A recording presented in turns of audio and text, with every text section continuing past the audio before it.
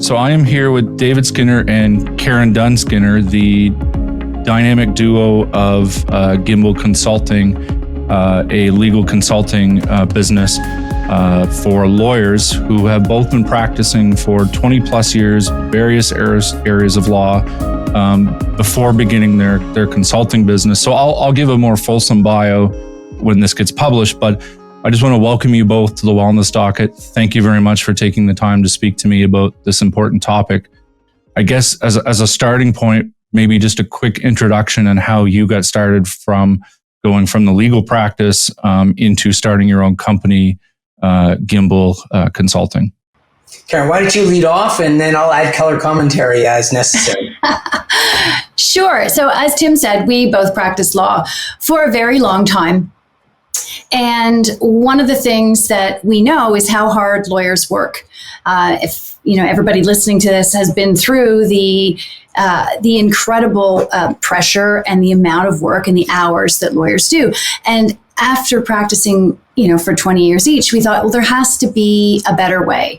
And we started looking around for what that better way might be. And we started to look very deeply at efficiency, at productivity, at things like delegation. And that really was the genesis for us of the business. And we started it to help lawyers essentially learn to run their practices more like businesses so that they actually had the time and the freedom to enjoy their success. Because most of the people that we were working with weren't really truly happy. In fact, we have a very large sticky on the wall in our office that says, "I've never met an unhappy ex-lawyer." And we really want lawyers to be happy without having to leave the profession. And part of that is learning how to manage their practices in a way that is much less overwhelming and less stressful. Right, because we're not taught how to manage our practices in law school, nor during bar courses. No. Something that we're lucky if we acquire organically through our practice. The larger the law firm that we work in, and all three of us come from large law firm backgrounds originally, the more remote becomes the contact with the actual nuts and bolts, everything that it takes to support the lawyers and the paralegals and other legal professionals as they practice law. So you're right. We never learn those things, and having to deal with those things when we're working as a true solo or a small firm lawyer only adds to the pressure. So not only do I have to do an excellent job for my client, whether I'm a litigator or I'm mergers and acquisitions or otherwise, I also have to figure out my tech stack, how to hire and fire people, how to deal with bookkeeping and accounting and filing my financials. That's not stuff that anybody learned to do in law school or bar school. And so we think it adds enormously to the stress of practicing law.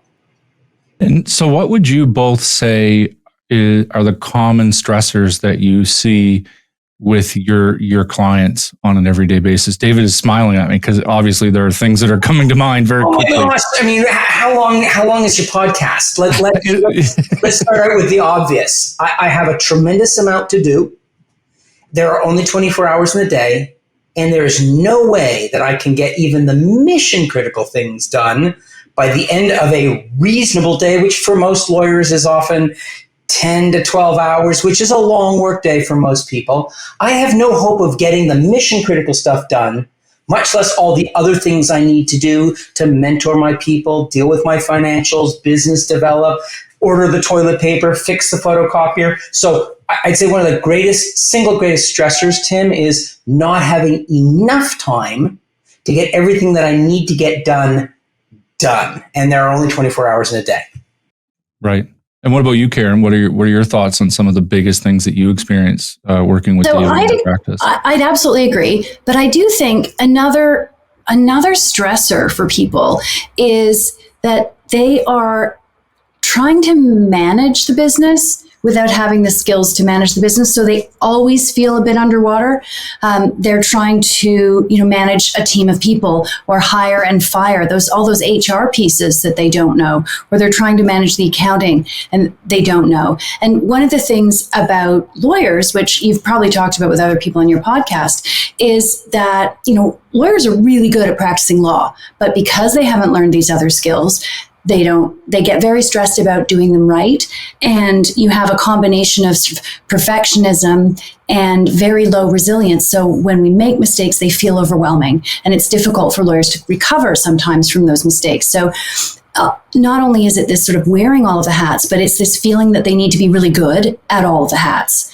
And that's just not realistic. And that disconnect between what's realistic for them to be able to accomplish and what they can actually do, that creates a huge amount of stress, because they feel like they're failing at everything, even though they may be doing a great job at servicing their clients. But because the other pieces are hard and unfamiliar, they feel like they're failing at everything. And I think we all acknowledge that stress, that being in the grind is, or feeling that you're always in the grind is unhealthy. Stress wears us down tremendously. And, that ties into mental health and wellness, and just the status of lawyers on the spectrum of healthy to unhealthy. We tend to weigh predominantly towards the unhealthy lifestyles that are associated with that stress and all of the attendant health risks that come with it. And it's just, again, we've never met an unhappy ex-lawyer. We've met a lot of lawyers who are working way harder than they should, and as a result are suffering in ways that are almost unimaginable. So I know the answer to some of these things, but I want to make sure that people that are watching this, and I do have to do the plug of the Power Zone Playbook. Yes, you've got perfect that you've written, because I think this is an invaluable resource for lawyers. It's kind of set out simple, bite-sized pieces of things that you can do and go through. Can you tell me kind of what do you find yourselves doing on the day-to-day basis that helps lawyers kind of build better practices and ultimately more happiness? Bringing up the book is a really good place to start, because one of the most important things that we do with all of our clients is help them identify what their power zone is. And their power zone is that kind of sweet spot where they are doing the work that they're uniquely qualified to do, doing work that they love to do, and doing the work that adds the most value that they can add to the practice. And everybody has their own power zone. And if you can find ways to spend more time in that power zone, doing the work that fulfills those three, what we call the pillars of the power zone, then you are able to do work that is inherently more revenue generating, but also more personally fulfilling. And then to do that, we really have to get people focused on delegation. And I'll stop there because, David, I know you have lots to say about that, the importance of delegating. 3 pillars that Karen just mentioned being work that you're uniquely qualified to do. And we could talk for hours about what that means, but in simple terms, you're a lawyer. You're licensed to practice law. So in an office of 1 and staff, you might be the only person who is qualified to practice law. So work that you're uniquely qualified to do, work that you love to do, and that feeds your passion. That's really what I want to come back to, and adds the greatest value to your business. When you get the intersection of those 3 pillars right, it's a Venn diagram. Those 3 pillars and the Venn diagram in the middle, which is your power zone, the overlap of all 3, they're critical to your productivity, profitability, and ultimately, and I think this is where this conversation goes, your enjoyment.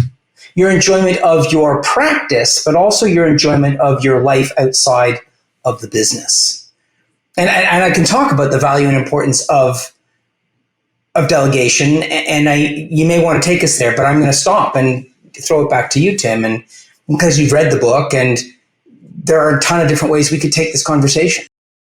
Yeah, I think for me, just the starting point of reading the book, and also I out myself as someone who has gone through your Practice Accelerator coaching, is starting to think more about the items. When we say uniquely qualified, I think what I first have to kind of get used to with that statement is it's not an arrogant statement of saying that I'm better and therefore only I can do these things, right? And I'm just going to shove the other stuff downhill.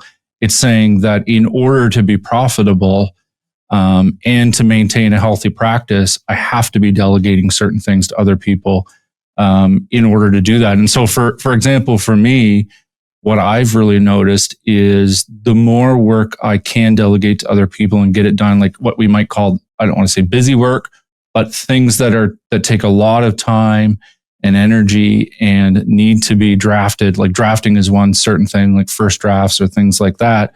The more I can kind of take a step back and really do deep thinking and arguments, and it strengthens my court arguments. It strengthens the things that you're writing at the end of the day. And ultimately, it makes you more happy because you're doing the things that you're supposed to be doing. But nobody ever teaches you that, right? And you kind of stumble on those things the hard way. And then I think we also, we meet a lot of people in your practice or employees that work around you, some of whom would push back on some of those things and want you to do all these things. And next thing you know, you're doing bank, not that you mind doing those things, you're doing runs to the bank, you're coming back, answering all these phone calls or following up with emails, and then you have no more time in the day to do the deep thinking and the things like that. And so for me, that's really where the rubber hits the road on those practical ideas in the book. So I want to just, I know you want to say something, Karen. Something came into my mind, and that was, and failing on my part, and I didn't fully explain it, but you're right. It's not an arrogant statement, the stuff that I'm uniquely qualified to do. And let's parse that out. It's not just that you're licensed to practice law in whatever jurisdiction you happen to be in. It may also be that you own the law firm. It's your money. So there are business and administrative things that fall to you to deal with because you're the boss ultimately. And so not everything that you're uniquely qualified to do is necessarily directly revenue generating in the instant. So it's not like the billing your time or fix feeing something. It's the strategic decision. Am I going to extend my office from where I am in Woodstock and open something in, I don't know, Rothsay, or, another, maybe move to a different jurisdiction, PEI or Quebec, so it's those strategic macro decisions that also fall to you as the law firm leader, owner, managing partner, whatever it may be. And you need time to do those things. Sometimes you need to do that rather than practicing law. And this is where having staff, other colleagues that you can count on is so helpful, because you're guiding the business. You need some people to generate the revenue. So we find that with our clients, the more that we work with lawyers and legal professionals, the more we learned that their greatest frustration isn't so much that they don't have enough time to get everything done, as I said at the beginning, but rather it's that they never have enough time to do the work that they really enjoy, whether that is the deep thinking on a legal argument, or it's business development, or it's strategic planning the firm's next move. They all are things that fall into your unique bucket of things you're qualified to do or uniquely qualified to do. Some of them are, more fun than others, but most importantly, that's the driver is, yes, we're all super busy,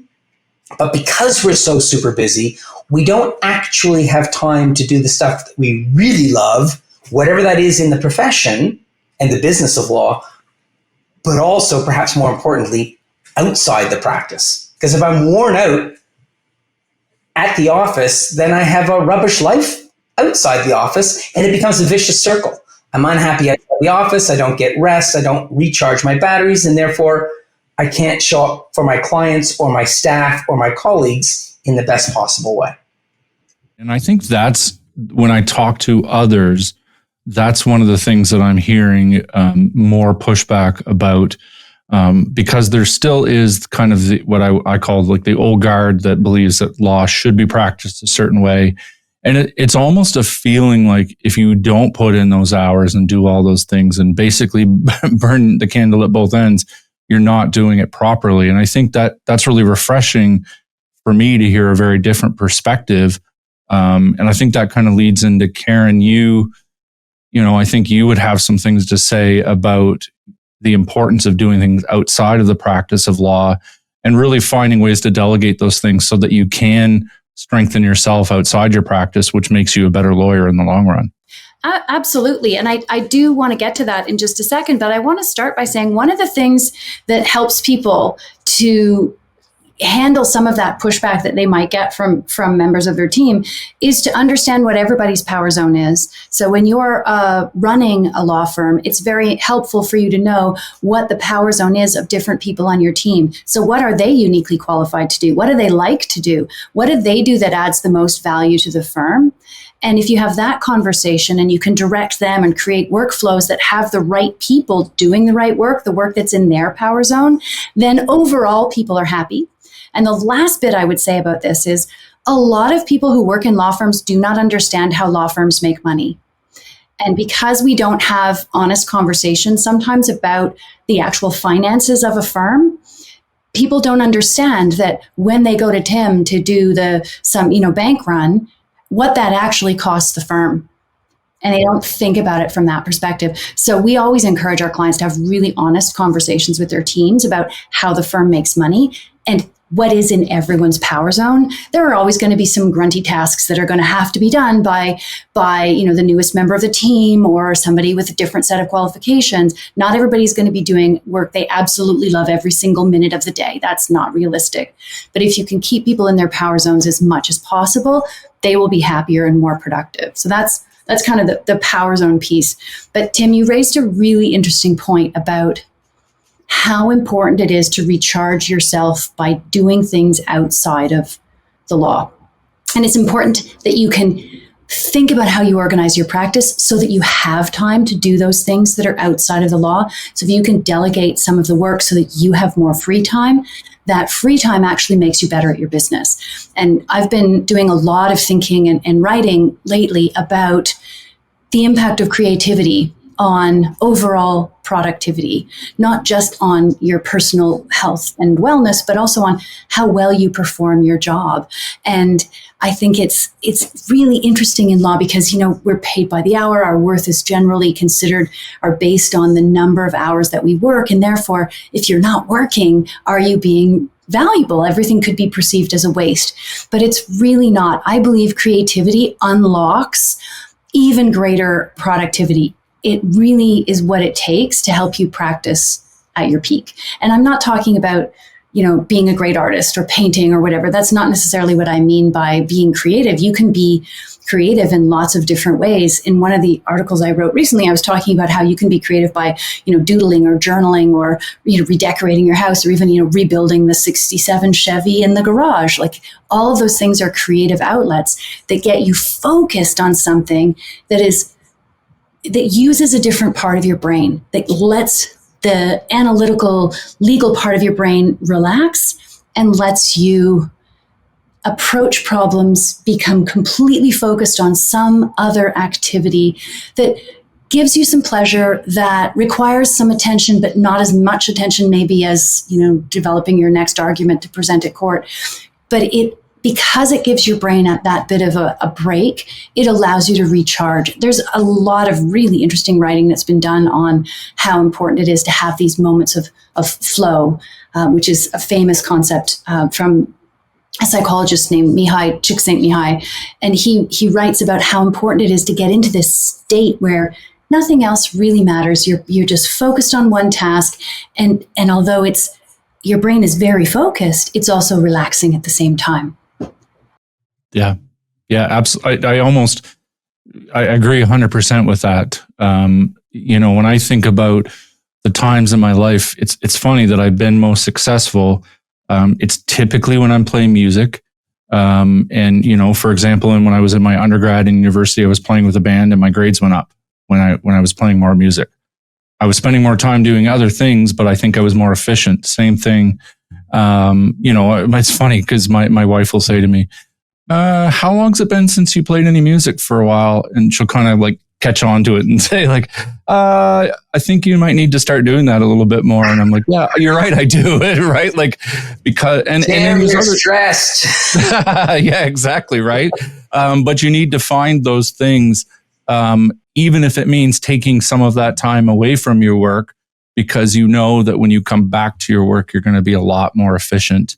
And your brain is functioning a lot better. But I think we've definitely shortchanged ourselves as a profession when we kind of look down our noses a bit on that kind of thing, right? Like if we're forcing you to sit at your desk for 13 or 14 hours a day on a regular basis for, 7 days a week, and we keep doing that and you're not doing the things that you love to do, there's going to be a burnout point. And maybe that's what we're seeing in our profession, and why the statistics are so terrible in the reports out of Sherbrooke University and others, because we've missed that point. And as I said, I've even talked to people recently that have pushed back on that. And it's kind of hard to get, some lawyers out of that frame of reference to think like, I'm glad you raised that Sherbrooke study, because it's fascinating. And for people who don't know, it was a 2021 study by the University of Sherbrooke and the Canadian Bar Association, and I think the Federation of Law Societies. And they looked at the levels of psychological distress in lawyers and compared that to the general population. And the results were like shocking. 57% of lawyers versus 40% for the overall population. But for articling students, it was 72%. 72% were reporting some sort of psychological distress. And those are our young lawyers. Those are the people we want to stay in the profession. Those are the people that we want to become the leaders of the future. And we're just, destroying them from the beginning. And I imagine it's even getting worse now with AI, because a lot of them are concerned about their jobs and about the future in the profession. But it is just, that study should be required reading for everyone who's running a law firm. When I was a younger lawyer many years ago, I thought it was so cool that I could go to the office, and I worked for a big city law firm, City of London, UK law firm. And I thought it was so cool. I could go to the office and have my dry cleaning done. And there was a full service cafeteria that did breakfast, lunch, and dinner downstairs. There were bedrooms in the basement that were basically hotel rooms. So if you knew you were going to pull an all-nighter, you had to be quick, and you'd call and you'd reserve the room. You'd arrive. The only thing missing from the neatly made bed you could bounce a pound coin off of was the mint, the chocolate mint on the pillow. There was a bathrobe. There was a towel. I thought it was super cool. Reality, totally nefarious, right? It's a way to keep you at the office. You can't say, well, I got to go get dinner, or I need to go take my dry cleaning in to be done. It's like, no, we'll take care of all of that. You just get back to the grind. You just keep chalking up those billable hours, because that's how we're making our millions of pounds a year. And it is nefarious, and it is ultimately soul crushing, emotionally, physically, mentally. And again, our failure to recognize these indicia, even today, most of the major law firms that we can all spout off on our two hands, list off, it's the same old, same old. Same old, same old. It's FaceTime, to your point, Tim. You're at the office 12 to 14 hours. That you're doing work or not is irrelevant. It's that the partners see that you're there, because somehow that's an indication that you are adding value. Not your profitability, not your utilization, not your ability to collect. And obviously, if you're junior, you have no impact on whether your time gets written down or written off. You have no influence over the collection of your accounts receivable. But these are all things that we should be focusing on, as opposed to the number of hours that you're in the office. Right. And it's funny that I hear from younger lawyers all the time that's the big reason why they've left the profession or are leaving the profession. And I've heard from other lawyers that they see bigger firms doing things, but everyone seems to be concerned. Is that because they really care about it, or is it because they know it's kind of the in vogue thing to talk about right now because of the reports and whatever? I would hope to think that most people legitimately want to continue practicing healthy in the law, but obviously not everyone is going to be down that road. But it's true that it's causing some big issues. And I think that in a lot of ways, what you folks are doing is kind of teaching people better ways to practice, and ultimately that can lead to more happiness in the practice. Certainly, I can say for me, it has. There's still a lot of issues, but you find ways to deal with them better and manage your time. Well, and this is where, before we go back to Karen and sort of creative outlet, this is where our focus on delegation is so critically important. Because if you can understand what is in your power zone, those three pillars, the stuff that you're, quote, uniquely qualified to do, that brings you passion, that fuels your passion, and that adds the greatest value to your organization, not necessarily your clients. And we're very big on focusing on value to clients, but when we're talking about delegation and finding power zones, it's about what's best for the firm, the organization. It's that efficiency piece that Karen was talking about, the right people doing the right work the right way at the right time and cost with the right resources. That's a lot of rights, but delegation is your key to success, right? You've got to focus on keeping the stuff that you are uniquely qualified to do, that is in your power zone as we've defined it, and then getting rid of all of the work that somebody else could do, probably better, faster, and cheaper than you, assuming that you've empowered them with the right tools, whether that's a precedent, a checklist, a cheat sheet, a practice guide, or whatever, training them to do it. So, and then, so that's the stuff you delegate away. And there's also a set of stuff that we're doing that we're not actually sure why we do. It's just the way we've always done it. And if we look at it carefully, we'd probably figure out that it's not really adding any value to me as the lawyer, to my firm as the organization I work for, nor is it adding value for my clients. So if it's not adding any value, maybe we should just make a decision to stop doing it altogether, just because we used to do it, or just because I was taught to do that at Stikeman Elliott, or, Osler's, or, Stuart McKelvey. It doesn't matter. Cox and Palmer.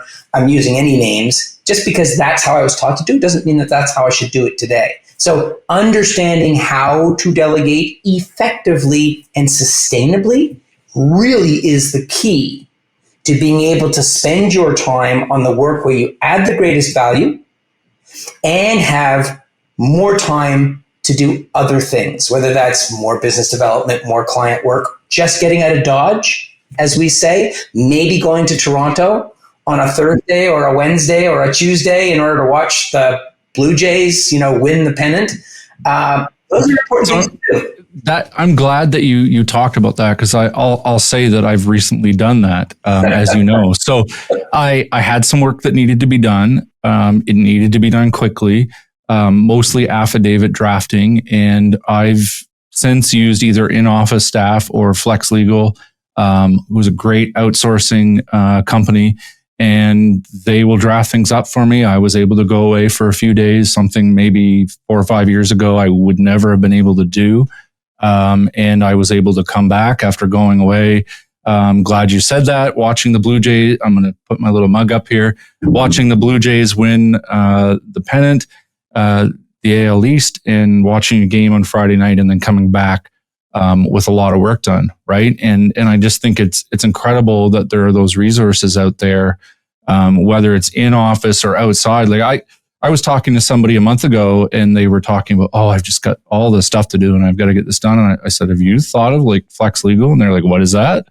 And I said, well, it's an outsourcing company. You can literally find somebody who's a paralegal, a remote paralegal. You don't have to employ them full time. It helps your overhead costs, but when you really need somebody, you've got somebody you can call on and say, I need you to put in this time. And it's a win-win. It's every single time I've done it. I have not had a bad result, and clients are happy. They don't care who does it, right? They don't care whether it's me calling them or somebody else, as long as the work's getting done and we're getting it filed on time. And Karen, you can talk about, there's delegating to people, both internal to your organization. So we spend a lot of time in the book, the Power Zone Playbook for Lawyers, talking about different types of delegation. You can delegate to someone in your organization. You can delegate to someone that you contract work to part-time, so they don't have to be full-time. And you could also delegate to an outsourced service provider, but you can also delegate to technology. And I point at my screen because Karen is of the relationship, and we've been married for 34 years and together for 36. And so, it's not by coincidence that we have the same name, but we work together. But she's the technologist. I'm the Luddite. She's always reminding me, I don't have to delegate to a human being. I can delegate to technologies. Karen, you want to talk a little bit about that? Well, I mean, we delegate all kinds of work to technology in our practice. We're not practicing law anymore, but we're working with all of you lawyers. But we actually had an amazing demo today from Spellbook, which is a Canadian-based technology company that's developed some really great AI for contract review and drafting.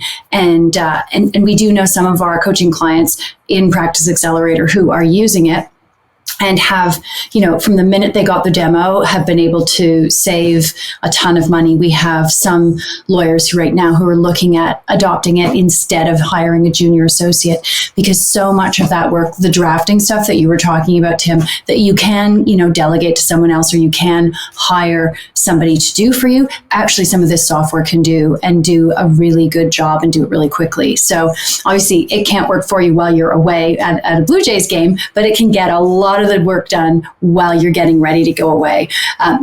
We were really impressed today with Spellbook, and we're going to be learning more about them and about how they operate, how they different ways that they can help lawyers primarily in transactional practices. But really exciting, and that's just one example of many platforms that are being developed that are actually going to make a lot of the work that is very time consuming. It is going to make it easier, but it will have a whole set of new challenges, because if you can't bill 4.5 hours for drafting a document because it only took you, together with your AI, a total of 15 minutes of you reviewing something that AI produced in 30 seconds, you can't bill that 4.5 hours anymore, but you're still delivering the same value. So this leads us to some really interesting conversations with our coaching clients about how to define the services they provide in terms of the value or the transformation that they're providing to clients.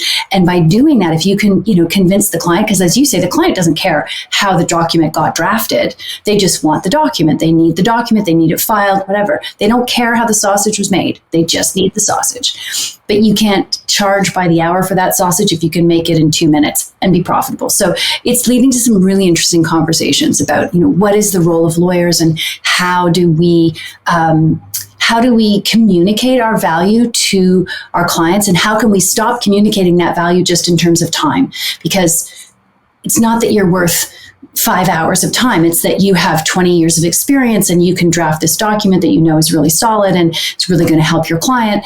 And what's that worth to the client? Maybe it's worth way more than 5 hours of time. And then how can you take that new way of thinking about your value, that new way of thinking about what it is that you provide, what kind of transformation you provide to your client, and how you value that, how you put a price on that. So it's a combination of fixed feeing and value-based billing. It's the intersection of those two. And that's a very interesting area. And Karen's the first to say it, that if you get it right, going back to your, being able to do it in 15 minutes, Karen, if you get it right, you can actually make a whole lot more money than if you stick to the billable hour construct that most of us grew up in. And it removes the hourly pressure, that because the pressure to be in the office, to produce, to work for 14 hours a day, that hourly pressure can be alleviated if you have ways to create value and revenue for the firm that aren't tied to the amount of time that you spend producing them. Yeah, it's true. And then we end up making happier lawyers in the long run, because you're not doing every minute little thing that you used to be doing and billing by the hour. But I've seen nothing but more profitable in trying to look at ways that you can do things more efficiently. And that leads to things that are much better. So tell me a little bit about what ways have you seen your practice and your business be able to help lawyers, and what kind of outcomes have you seen? With some, what are some of your clients saying?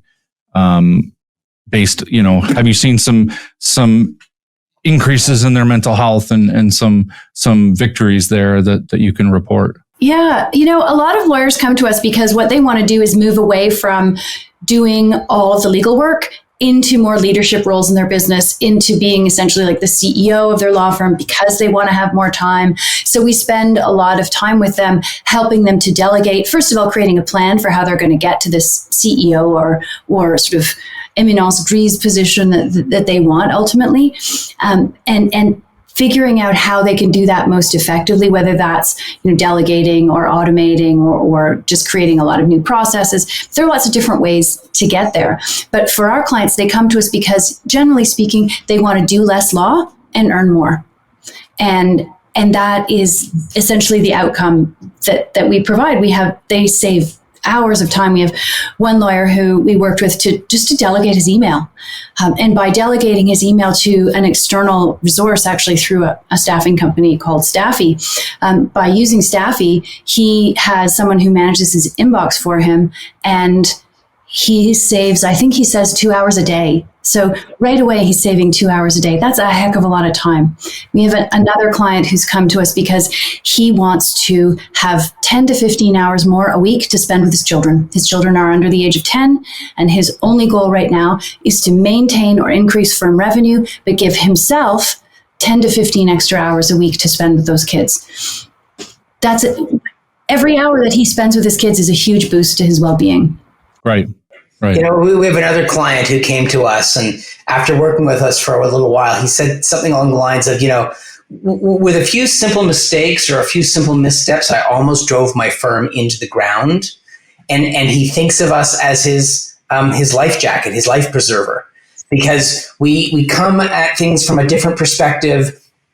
We pull him out of his practice, and he spends time thinking creatively from various different perspectives as to how he's going to resolve some of the management issues that were incumbent in his practice. And not only did we help him to recover what he almost lost, but then we started to help him move forward at a much greater speed. And he was super happy.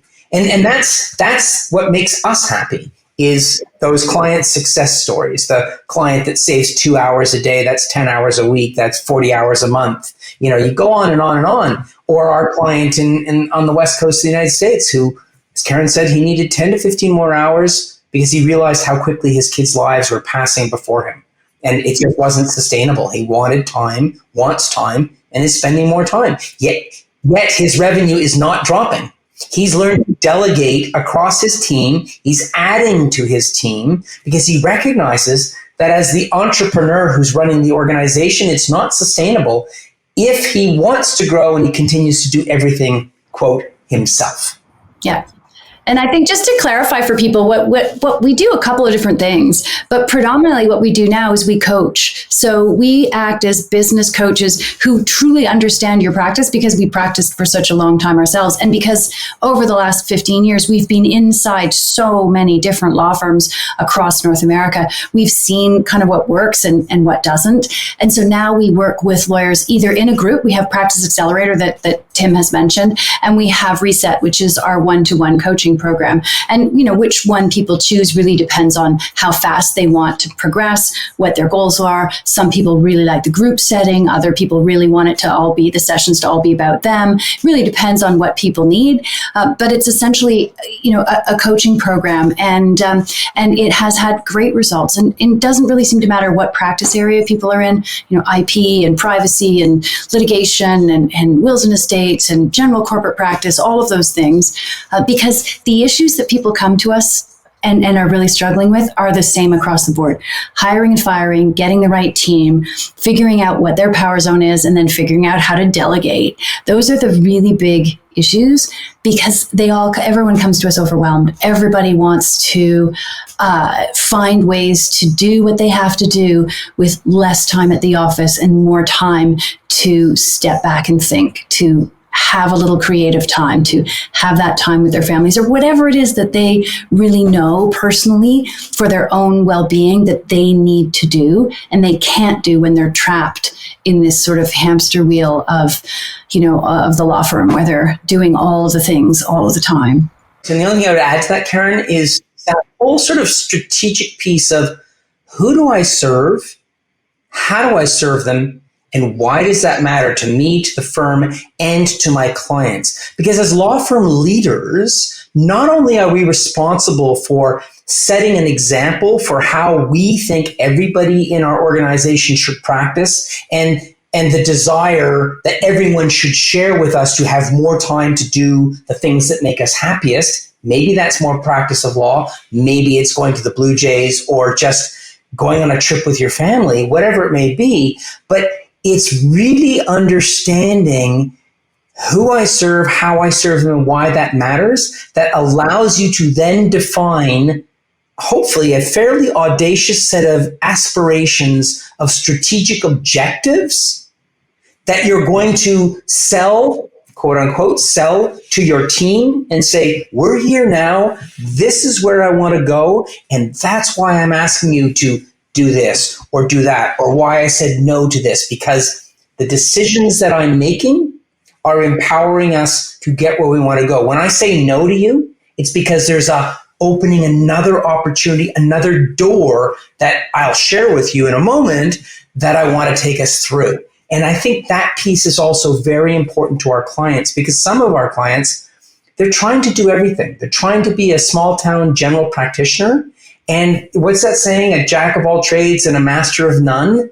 And that can be a challenge. So we encourage our clients to get very clear on what is their mission, what is their vision, and then to Karen's earlier point, to normalize conversations with everybody else in their organization about what it means to run a business.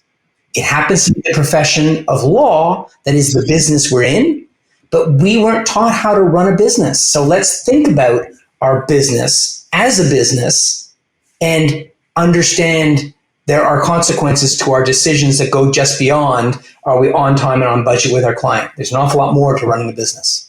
Yeah, I think you're absolutely correct about that. And so time goes by really fast when I start doing these discussions. No, I think it's great. So I want to end with a question for each of you to answer. And I ask everybody this question. It's, if you could make one change in the practice of law related to the mental health of lawyers, what would it be? I would tell people, especially when they're starting out, that they are more than just lawyers. The problem is we get really stuck in this identity of being a lawyer and what it means to be a lawyer. And we sacrifice all of our other identities. Sometimes that's parenting. Sometimes that's being a good friend or a good child to somebody who needs support. Sometimes that's, being a good member of our community because we don't have time to volunteer. All of those are really important identities, and they make us better lawyers. So I would say, do not sacrifice. If I could change one thing, it would be for young lawyers to not sacrifice their other identities. David, what about you? I think it's very connected. I would say that there is more to life than work, and to focus on how what you're doing supports your life. Work to live. Don't live to work. So that's a call to really put your life in perspective. And when we have these conversations with our own clients, what would you like to change and why and how? We remind them that they need to focus on what they want to accomplish personally first, and then ask themselves, okay, what kind of work life, not work-life balance, what kind of work life, what kind of work, what does work look like if I'm going to succeed in having the life that I want? Because keeping that perspective in mind, the overall objective, the journey that I'm on, is what's going to motivate you to get out of bed in the morning. Most of your audience will be in Canada, I presume. When it's minus 40 out and you've got hardwood floors and the temperature inside the house is 15 degrees. Why are you leaping out of bed to go to the office to work? It's because you've got these things in your life that bring you joy that you want to do more of.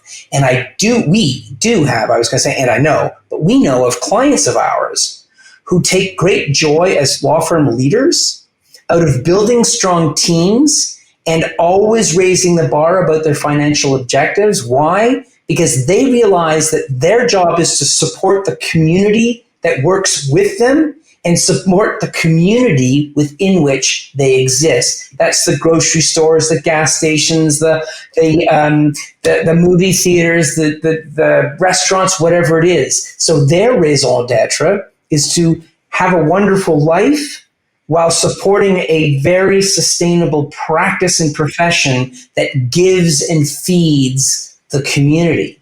But all of that comes out of that notion of it's not just about work. It's about self-satisfaction.